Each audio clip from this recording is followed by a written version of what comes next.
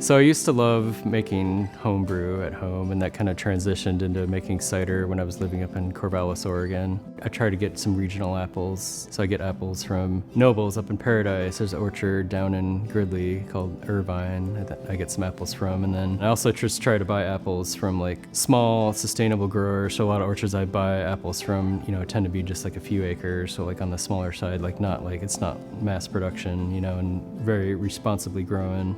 I usually go to these orchards and pick up apples, haul them down here, and then we'd press for a day, just run the apples through the grinder, then squeeze out the juice, and then put the fresh pressed juice straight into wine barrels. So like doing barrel fermentation is really unique with cider. Like there's not a lot of people doing that.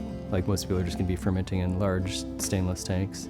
So I find that the barrel fermentation kind of just gives you more like character and complexity. In my experience, if you just like let it do its thing, you get the most interesting, flavorful, like wonderful product. Yeah, you're just like letting the fruit speak for itself. Just don't mess with it. Like that's kind of my philosophy, is just like you don't have to mess with it.